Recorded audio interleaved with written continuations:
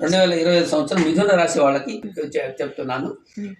ఈ మిథున రాశిలో ఏ ఏ నక్షత్రాలు ఏ ఏ పాదాలు ఉంటాయి అనేది మనం ముందుగా తెలుసుకోవాలి. మృగశిర 3-4 పాదాలు, అంటే చివరి 3-4 పాదాలు, చివరి 2 పాదాలు, మరియు ఆర్ద్ర 1, 2, 3, 4 పాదాలు సంపూర్ణంగా, మరియు పునర్వసు మొదటి 3 పాదాలు 1, 2, 3 పాదాలు వచ్చి 9 పాదాలు కలిస్తే మిథున రాశి అవుతుంది. ఈ మిథున రాశిలో పాదాలు నక్షత్రాలు తెలియని వాళ్ళు, ఏ అక్షరాలకు నామ నక్షత్రంగా ఉండేవాళ్ళు ఈ మిథున రాశి కిందకు వస్తారో కూడా మనం తెలుసుకుంటే బాగుంటుంది. కామేశ్వరమ్మ,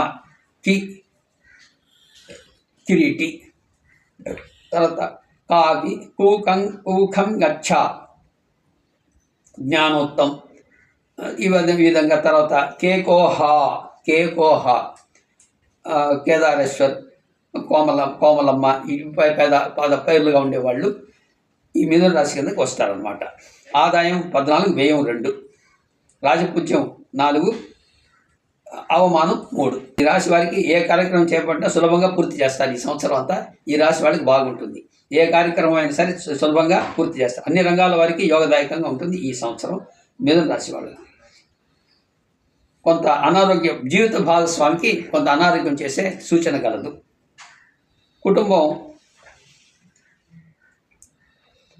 కుటుంబంతో కలిసి ఉండటం కుదరక ఒంటరిగా ఉండాలని అనిపిస్తుంటుంది అప్పుడప్పుడు. అంటే తగాదాలు, ఇంట్లో డిస్టర్బెన్స్ వచ్చినప్పుడు ఒకటి ఒంటరిగా ఉంటే పోతుంది ఎక్కడైనా అని కూడా అనిపిస్తూ ఉంటుంది ఈ రాశి వాళ్ళకి. పుత్ర సంతానం కలుగుతుంది. ఈ రాశి వాళ్ళు ఎక్కువ మందికి ఈ సంవత్సరం పుత్ర సంతానం కలిగే యోగం ఉంది. కోర్టు వ్యవహారాలు విజయం లభిస్తుంది. కోర్టు వ్యవహారాల్లో బద్ధకం పనికిరాదు. బద్ధకాన్ని దగ్గర చేర్చకుండా ఉంటే పనులు సాధించగలరు వీళ్ళు. చతుష్పాద జంతువుల వల్ల కొంచెం ప్రమాద సూచన ఉన్నది ఈ రాశి వాళ్ళకు, మిథున రాశి వాళ్ళకి. చతుష్పాద జంతువులు అంటే ఎద్దులు, దున్నపోతులు, పెద్ద జంతువులు, చిన్నవైనా సరే ఏవైనా 4 కాళ్ళ జంతువులు వల్ల కొంత ప్రమాదం ఉంది. వాటితో కొంచెం దూరంగా ఉండడం మంచిది సంవత్సరం. మిథున రాశి ఫలితాలు మనం చెప్పుకుంటున్నాము. చతుష్పాద జంతువుల వల్ల జాగ్రత్తగా ఉండాలి. ఇక్కడ ఎవరికైనా సరే, ఏ రాశి వాళ్ళకైనా సరే, ఏప్రిల్లో ఒక గ్రహం మారుతుంది, మేలో ఇంకొకరు మారుతారు. ముఖ్యమైన గ్రహాలు.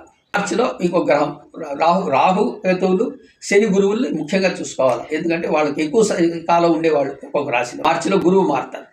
మార్చిలో శని, రాహు కేతువులు, మార్చిలో శని గ్రహం మారుతుంది. కాబట్టి మార్పుల వల్ల కొంత మార్పు కూడా ఉంటుంది. ఫలితాలు కూడా కొద్దిగా మార్పు వస్తుంది. ఈ సంవత్సరం మధ్యలో మే, ఏప్రిల్, మార్చి 4 నెలల తర్వాత మార్పు వస్తుంటుంది. కాబట్టి ఇదే విధంగా కూడా కొంచెం మార్పు ప్రతి ఒక్క రాశి వాళ్ళకి జరుగుతూ ఉంటుంది అన్నమాట.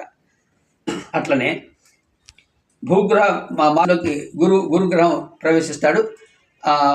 ఏప్రిల్, మే, మార్చిలో మిథున రాశిలో గురు ప్రవేశం ఉంది. కాబట్టి అతనికి మంచి శుభగ్రహం కనుక బాగా ఆరోగ్యదాయకంగా ఉంటాడు.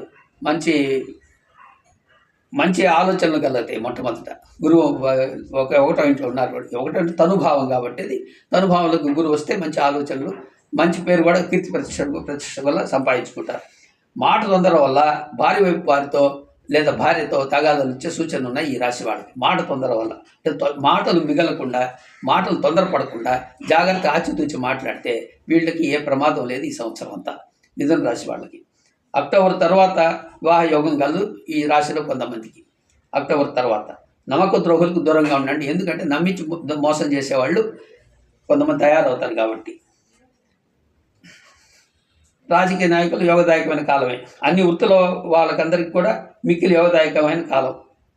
స్త్రీ పురుషులు అందరూ కూడా ఆనందంగా, సంతృప్తిగా జీవనం సాగిస్తారు ఈ రాశిలో, ఈ మిథున రాశిలో ఉండేవాళ్ళు ఈ సంవత్సరం అంతా. అదృష్ట సంఖ్య 6. ఈ రాశి వాళ్ళకి అదృష్ట సంఖ్య 6. ప్రతి గురువారం రుద్రాభిషేకం చేస్తే మంచిది ఈ రాశి వాళ్ళు. ప్రతి గురువారం రుద్రాభిషేకం చేస్తే మంచిది. అమావాస్య రోజు శనికి తైలాభిషేకం చేయిస్తే చాలా మంచిది ఎవరైనా సరే. అమావాస్య రోజు లేదా శనివారం తైలాభిషేకం చేయిస్తే మంచిది. లేదా వెంకటేశ్వర స్వామికి తులసిమాల శనివారం వేస్తే కూడా చాలా మంచి శుభదాయకమైన ఫలితాలు ఎవరికైనా అక్కడ ఉంటాయన్నమాట. దత్తగురు ప్రార్థన, షిర్డీ సాయి ప్రార్థన వీళ్ళకి మేలు చేస్తాయి ఈ రాశి వాళ్ళకి. ఆది, మంగళ, గురు, శుక్రవారాలు చాలా యోగదాయకంగా ఉంటాయి ఈ రాశి వాళ్ళకు. మరి ఇంకా పోతే మిథునం అంటేనే రెండు రాసులు కలయికలాగా ద్విస్వభావ రాశి. ద్విస్వభావ రాశి కాబట్టి ఒకప్పుడు ఉన్నట్టు ఇంకొకప్పుడు వీళ్ళకి జరుగుతూ ఉండదు. మనస్థిమిత కూడా అట్లే ఉంటుందన్నమాట.